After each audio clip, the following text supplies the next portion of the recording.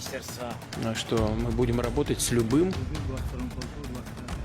रूस यूक्रेन युद्ध अब एक नए मोड़ पर पहुंच चुका है, जहां पर यूक्रेनी सेना लगातार पुतिन के ऊपर हावी होती जा रही है।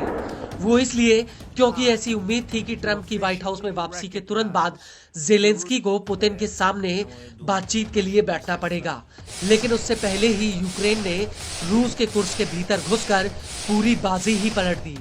जी हां, 6 अगस्त 2024 को यूक्रेनी सेना रूस के कुर्स के भीतर घुस गई थी और उसने इस इलाके पर कब्जा कर लिया था, जिसकी वजह से पुतिन बुरी तरह से तमतमा गए थे। लेकिन 5 महीने के बाद भी रूस यूक्रेन को अपनी जमीन से खदेड़ नहीं पाया है और अब यूक्रेन रूस को झटके पर झटके दे रहा है।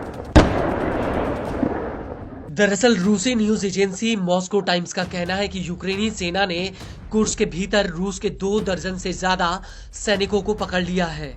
वहीं दूसरी तरफ इस हमले को लेकर यूक्रेनी सेना ने अपने बयान में कहा कि यूक्रेन के पैरा ट्रूपर सैनिकों ने कुर्स में 27 रूसी सैनिकों को पकड़ लिया है। पकड़े गए सैनिक रूस के अलग अलग इलाकों के हैं। इनमें कब्जे वाले क्रीमिया के भी सैनिक हैं। यूक्रेनी सेना का कहना है कि इन रूसी सैनिकों ने कठिन सैन्य हालातों में यूक्रेनी सेना के सामने हथियार डाल दिए और आत्मसमर्पण कर दिया, जिससे उनकी जान बच गई। यूक्रेनी सेना के मुताबिक हमने रूसी सैनिकों से कहा था कि वो अपने हथियार डाल दें, हम अंतर्राष्ट्रीय मानवीय कानूनों के तहत उनके साथ व्यवहार करेंगे।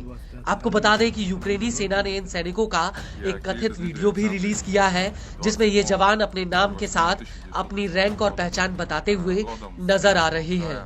बड़ी बात यह है कि 15 जनवरी 2025 को यूक्रेन की नेशनल गार्ड ने घोषणा की थी कि उसने डोनेट्स्क के टोर्टस्क इलाके में रूस के 23 सैनिकों को पकड़ा था। इस सब के बीच आपको ये भी बता दें कि पिछले साल यूक्रेन ने दावा किया था कि उसने कुर्स्क इलाके में रूस के 700 सैनिकों को पकड़ा था। हालांकि इस कार्रवाई को लेकर यूक्रेन के राष्ट्रपति वोलोदिमीर जेलेंस्की का कहना है कि यह रूस के साथ हिसाब चुकता करने का एक तरीका है, जिससे पकड़े गए रूसी सैनिकों की यूक्रेनी सैनिकों की रिहाई के बदले सौदेबाजी की जा सके।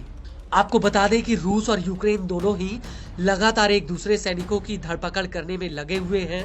दोनों ही देशों के लिए एक दूसरे सैनिकों को पकड़ना फायदे का सौदा है, क्योंकि इससे वो अपने सैनिकों को रिहा कराते हैं। और हाल ही में 15 जनवरी 2024 को यूक्रेन ने इस रूस से अपने 25 सैनिकों को रिहा कराया था।